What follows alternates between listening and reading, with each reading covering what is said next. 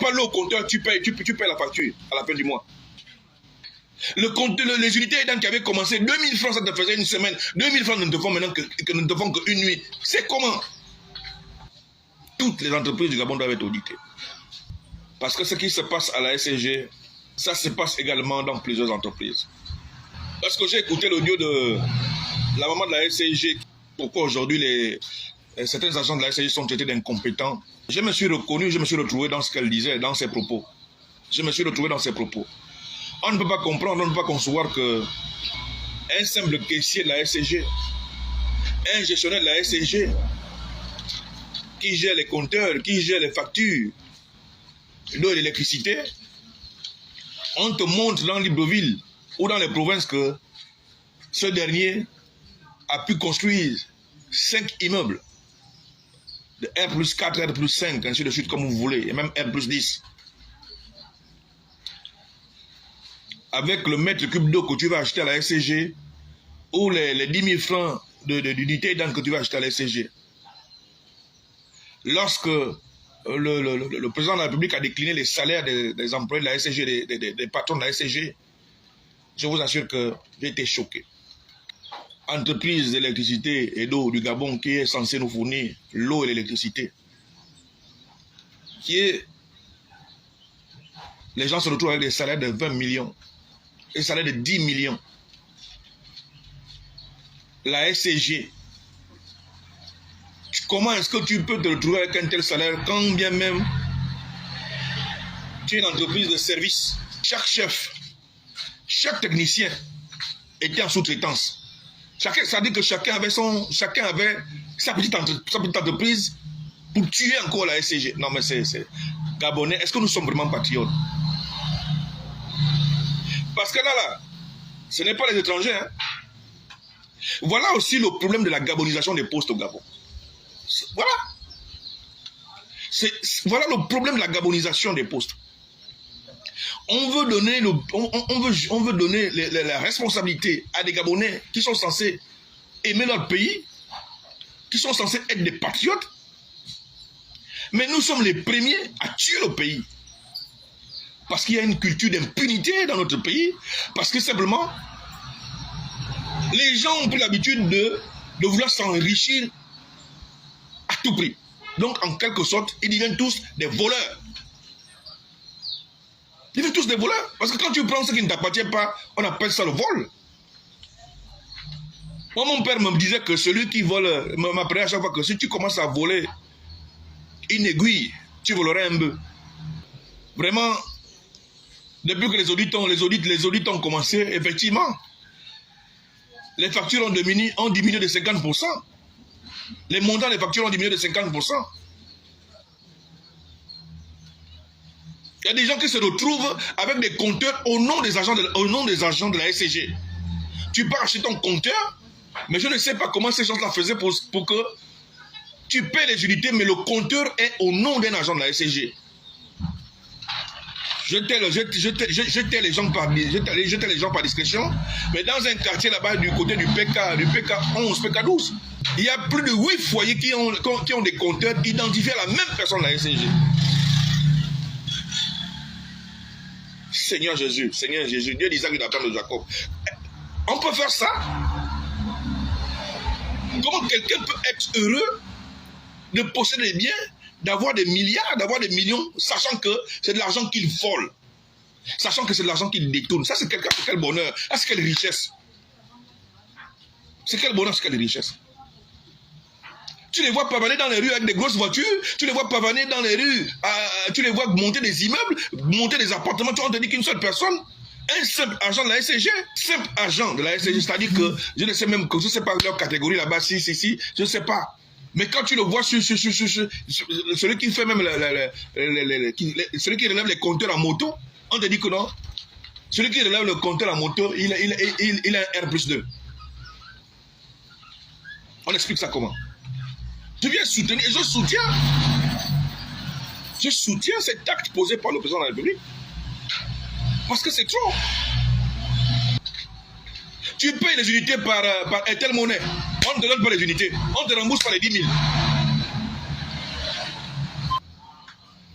cette maman explique bien dans son audio qu'elle a fait, elle a assuré un quart d'une semaine H24. Non mais j'ai même eu pitié de la maman, quoi.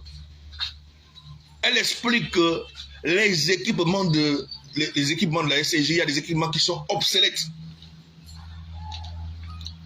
Quand on donne la responsabilité, la gestion à des Gabonais, c'est pour que les choses marchent bien. C'est pour encourager les Gabonais à gérer leur pays, à gérer leurs entreprises. Mais on se rend compte finalement que lorsque on était géré par les Blancs, c'était mieux. Lorsqu'on était géré par les expatriés, on est géré par les expatriés, c'est mieux parce que lui, il sait que si je dois continuer à rester là et continuer à être payé, continuer à manger mon argent, parce que je suis revenu de France, mais j'ai intérêt à m'assurer que les équipements pour lesquels je suis responsable tournent. Et pour que ces équipements-là tournent, mais il faut acheter des pièces de rechange, il faut acheter des PDR. PDR, pièces de rechange. C'est le problème que nous avons dans toutes les entreprises à la tête desquelles on a placé des Gabonais. Le secteur de l'eau et de l'énergie, ça c'est la SCG. Moi je suis dans le secteur pétrolier, c'est les mêmes problèmes. C'est les mêmes problèmes. Et lorsque tu prends le rapport, tu le donnes à ton directeur, ce dernier te dit, bon écoute, débrouille-toi. Je ne peux pas sortir de l'argent, je ne peux pas sortir 15 millions pour une pompe. La pompe, la coûte trop cher. Bon Dieu de bon sang. Le technicien fait comment?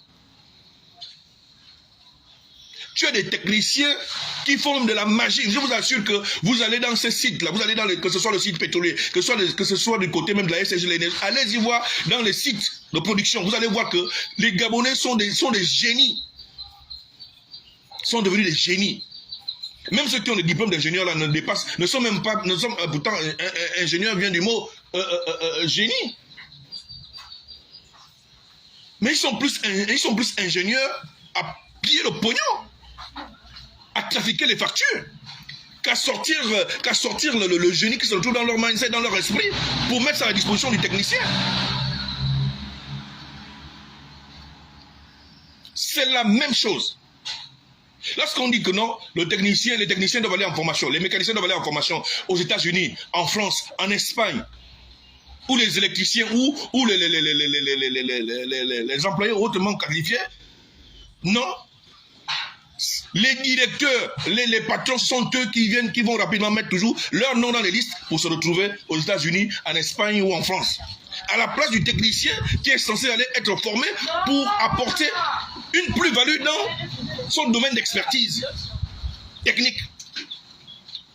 C'est la même chose dans toutes nos entreprises. Un Gabonais est allé faire ses études, il devient ingénieur, mais notre pays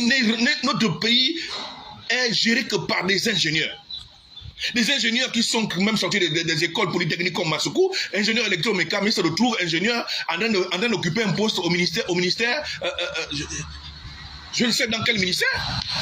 Alors que c'est des gens qui devaient être dans des bureaux d'études en train de réfléchir à construire le pays, à dessiner le pays, à réfléchir chaque année à la nouvelle vision du pays, à la planification sur le plan architecture, sur le plan des infrastructures, sur le plan de design et tout. Je suis allé en Afrique du Sud, j'ai fait la France, j'ai fait les États-Unis, mais quand je suis là, je vois comment les gens applaudissent. Pour une voie sens unique, one way, une voie sens unique, one way, que nous on appelle ici voie double voie. On applaudit. Tu es là, tu regardes, tu dis, hey, Seigneur Jésus, est-ce que les gens là ne voyagent pas? Chez nous au pétrole là-bas, j'étais dans une entreprise où j'ai eu un chef qui a passé toutes les formations qui nous étaient, nous, destinés, nous, les techniciens supérieurs. Parce que moi, je suis technicien supérieur. Sorti de l'école technicien supérieur. Toutes les formations qui nous étaient destinées, mon chef avait tout fait pour toutes les formations. En plus des formations réservées aux ingénieurs. Il avait tout fait. nous sommes là, on attend, mais à quel moment on va nous envoyer? Quand mon nom sort, que monsieur, vous devez être formé en France, mon nom disparaît. Je dis, peut-être que c'est pas mon temps, c'est le temps de Dieu, mon nom disparaît. Une autre session arrive encore, mon nom réapparaît, mon nom, monsieur, vous devez aller en formation de superintendant de production en France, mon nom disparaît à nouveau. Mais tu vois tes collègues partir, tu vois tes amis partir, tu vois les autres partir, tu te poses la question, mais qu'est-ce qui se passe? Ceux qui planifient mettent ton nom, mais il y a quelqu'un dans l'obscurité qui est en train d'effacer ton nom à chaque fois, il efface ton nom. La haine que les Gabonais ont vis-à-vis des autres, la jalousie que les Gabonais ont vis-à-vis des autres. S'il y a un endroit où j'ai compris que dans la sorcellerie existe, c'est dans le monde professionnel. S'il y a un endroit, je suis né, ma mère m'a mis au monde, mon père m'a mis au monde, on m'a envoyé à l'école, j'ai fait l'école primaire, dans mon innocence, dans mon inconscience, on ne s'imaginait de rien. On a fait le lycée, on a parcouru le lycée, de très belles années, on ne s'imaginait rien. Mais lorsque je suis venu rentrer dans le secteur professionnel, j'ai su ce que c'est que la sorcellerie, avec les yeux comme ça. Parce qu'à cause de ta compétence, même ton propre chef va te haïr. Parce qu'il se dit que non, tu es tellement bon, tu es tellement compétent que si ton nom monte, tu vas le remplacer. C'est de ça qu'il s'agit. Ça, c'est la mentalité des Gabonais. Donc, ils vont faire quoi? Ils vont commencer à tuer tes compétences. Ils vont commencer à te décourager. Ils vont commencer à te mettre sous pression. Ils vont commencer à te donner même du travail qui ne cadre même pas avec tes responsabilités. Parce qu'il faut t'amener à te décourager. Il faut te mettre sous pression jusqu'à ce que tu vas craquer.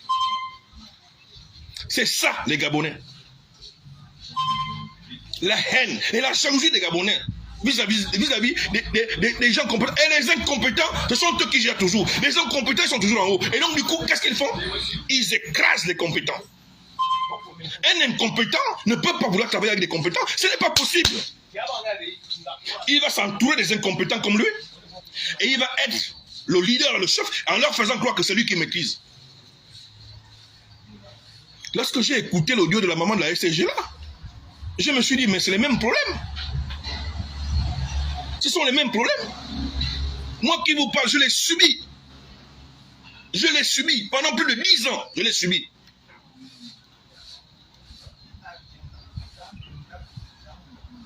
J'ai été pratiquement chef de service en l'espace de 2 ans quand j'arrive dans l'entreprise. Mais on m'enlève, on me dégringole de là-haut, on me remet comme employé ouvrier hautement qualifié sur le terrain. Grâce à Dieu, je suis resté là, j'ai dit non, c'est rien. Un moment, tu te dis, tant que ça ne change pas mon salaire, je balaye ça du revers de la main. Parce que j'ai conscience que j'ai une famille à nourrir. J'ai une famille à nourrir. Il y a des amis, il y a de la famille qui comptent sur moi. Mais tu subis ça. Et lorsque ta femme te voit rentrer le soir, elle te voit rentrer après 28 jours de chantier, elle ne peut pas s'imaginer ce que tu as traversé. Elle ne s'imagine pas ce que tu traverses.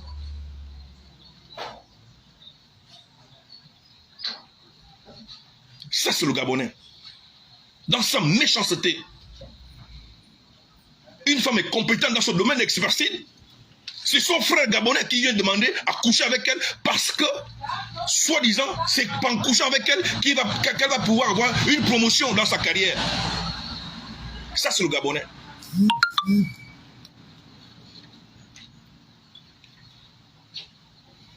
Non, monsieur le président, je vous remercie pour cette décision prise vis-à-vis des employés de l'entreprise SCG. Mais je vous exhorte à faire la même chose dans les autres entreprises. Parce qu'il n'y a pas que la SCG. À Port-Gentil, là-bas, les gens ne travaillent pas parce que tout est sous prestation. C'est incroyable. Comment encore aujourd'hui, on peut concevoir que en 2024, il y a des prestations qui signent un contrat de travail à un individu à la montée. Un contrat de travail à un individu à la montée sur site. Et lorsque cet individu descend, il n'est pas sous contrat. Monsieur le Président, ça existe encore dans ce pays-là. Un père de famille, aujourd'hui, il est assis parce que celui qui gère ce type de contrat, il choisit qui il veut. Parce que derrière ça, il a la ristourne, il a le pognon. entre dans ces entreprises, sous-traite avec une entreprise qui est déjà bien installée, bien assise dans le secteur. Pourquoi encore venir sous-traiter alors que cette entreprise, si elle sous-traite, c'est qu'elle avait tellement besoin de ses employés. Il suffit simplement de les intégrer dans cette entreprise et supprimer la prestation.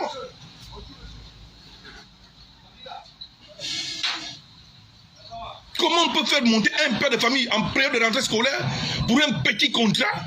Et quand tu vas voir dans ces contrats, il n'y a pas d'assurance, il n'y a pas de CNMGS, il n'y a pas de CNSS, il n'y a rien. La personne va travailler pour revenir encore après 28 jours, éloignement vis-à-vis de sa famille, pour venir toucher à la fin du mois 150 000 francs. Attends, des fois je suis là, je regarde, je dis Seigneur, nous sommes dans le Gabon, pays producteur de pétrole. Un pays entier de toutes les richesses, un pays que Dieu a béni. Pétrole, manganèse, uranium, bois, or, diamant, cobalt. Qu'est-ce que je peux encore citer? Le vent, ça souffle, ça, il pleut ici tous les jours.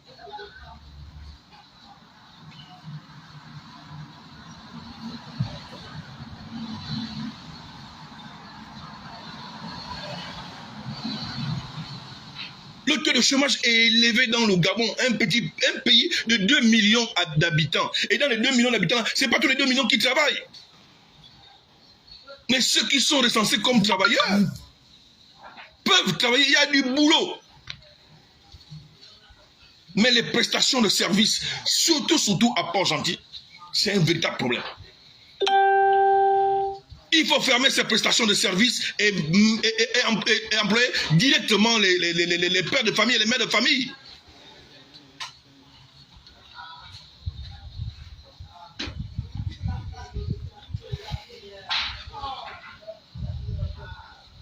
La SCG n'est pas la seule dans ce cas. La SCG n'est pas la seule dans cette situation. On applaudit face à la SCG. On applaudit face à la SCG. On applaudit le président de la République par rapport à cette décision face à la SCG. Les banques sont pareilles, les sociétés de BTP sont pareilles. Là-bas, la zone industrielle de Lumi, la zone industrielle de Nkok, c'est la même chose. Le secteur pétrolier, c'est pareil. Mais quand on vient applaudir pour cette belle décision, cette bonne résolution du côté de la SCG, nous demandons également qu'on se penche également sur tous les secteurs. Bois, énergie, finance, pétrole, eau, électricité, génie civil, architecte, tous les secteurs doivent être passés au peigne fin.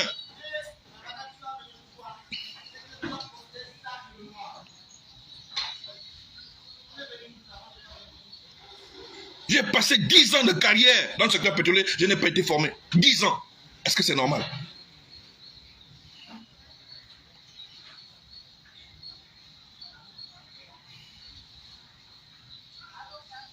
Lorsque ton chef commence à avoir peur de toi à cause de tes compétences, il devient ton premier ennemi.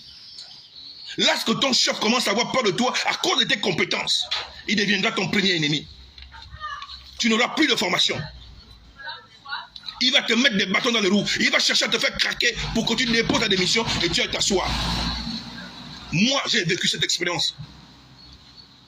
C'est pourquoi j'ai coutume de dire aux gens que la sorcellerie qu'on parle dans nos familles n'est rien par rapport à la sorcellerie qu'on vit dans les entreprises. J'ai fait la moitié de ma carrière, j'ai travaillé avec des Français, j'ai travaillé avec des Américains, j'ai travaillé avec des Allemands. Oh Seigneur Jésus. C'est des gens qui te prennent toujours en train de te pousser, en train de te donner la connaissance, en train de te former, en train de discuter avec toi. Mais lorsqu'on a commencé à parler de gabonisation dans notre propre pays, les Gabonais sont venus s'asseoir dans les postes en gourou. La première chose qui se dit, je suis assis ici, il ne faut pas que mon adjoint prenne mon poste. Et il va faire quoi? Il est incompétent. Parce que ça a été une affaire de copain. Comme il est venu là-bas parce qu'il a un CV qui prouve, parce que même les CV, il y a des gens qui trafiquent des CV, ils voient le CV de son frère qui est sorti, ingénieur de Masuku. il met son nom et il vient présenter ça. On sait ça. On le sait. Et donc, quand celui-là, il est rentré là avec un faux CV, il est rentré là par coquin, par copine, par des relations par la pluie. Et lorsqu'il vient s'asseoir là, il va faire quoi? Il se rend compte que toi qui es juste derrière lui, tu es trop compétent. Mais tu deviendras son premier ennemi. Il ne s'imagine même pas que, de par sa compétence, c'est toi qui vas promouvoir, qui va le promouvoir. Et lui, s'il monte, il va te tirer comme une grue. Il ne s'imagine même pas un peu ça. Mais il te voit comme son ennemi. Il t'empêche même d'exploser dans tes compétences. Dans l'intérêt même de l'entreprise. Il t'empêche. Comme si, avant lui, il n'y avait personne là. Comme si après lui, il n'y aura personne. Et ils sont nombreux comme ça dans les ministères, dans les entreprises publiques et parapubliques. Ils sont nombreux. Des sorciers. Nous travaillons pour cette entreprise d'État. Notre intérêt est que nous puissions produire, nous puissions promouvoir notre entreprise, nous puissions faire la propagande positive de notre entreprise dans l'intérêt commun de l'État. Mais non, eux, ils regardent d'abord à son salaire, ils regardent à son intérêt, ils regardent à son poste, parce que c'est son poste à lui.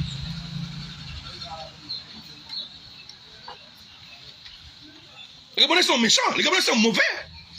Il faut se le dire, nous sommes mauvais. C'est que la dame là, dans l'audio de la SCG, a dénoncé. Je le dénonce également. Moi, je l'ai subi 10 ans. Chef de service, on m'a rétrogradé comme simple employé. Mais j'ai regardé à Dieu, j'ai dit, Seigneur, si tu m'as créé en ton image, tu sais ce que tu as mis en moi. Je reste patient et je demeure dans ta présence. Et 10 ans après, par la gloire de Dieu, boum, c'est revenu. On m'a remis comme chef de service.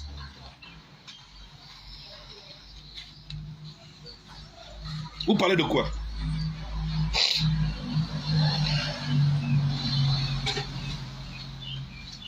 Les incompétents sont dans les postes stratégiques et ils empêchent aux compétents d'évoluer. D'abord pour l'intérêt de la nation, pour l'intérêt de l'entreprise, pour l'intérêt de la société. Les incompétents, ils sont là. Parce que quelqu'un qui connaît son travail ne s'inquiète de rien.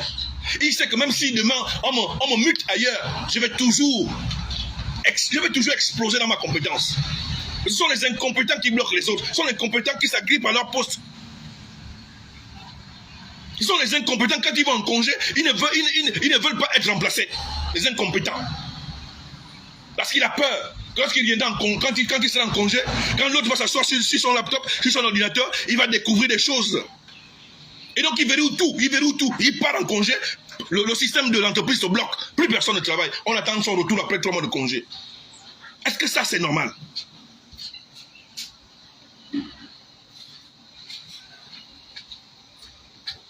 Voilà les mots, voilà les problèmes que la gabonisation des postes a amenés. On pensait qu'aujourd'hui, on prend notre pays. Moi, j'ai travaillé à Total Gabon. J'ai travaillé à Elf Gabon à l'époque. Il y avait plein de Français comme ça. Mais une bonne harmonie, une bonne cohésion de travail, une bonne ambiance de travail.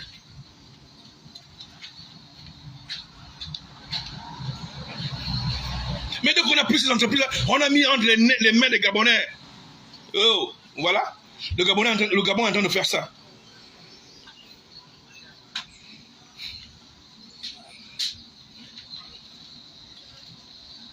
Et pourtant, il y a des Gabonais compétents dans ce pays.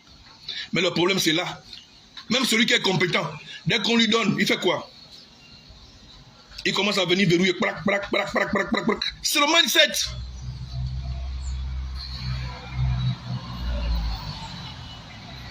Si tu ne crains pas Dieu, quand tu ne crains pas Dieu, tu feras toujours du mal à ton prochain.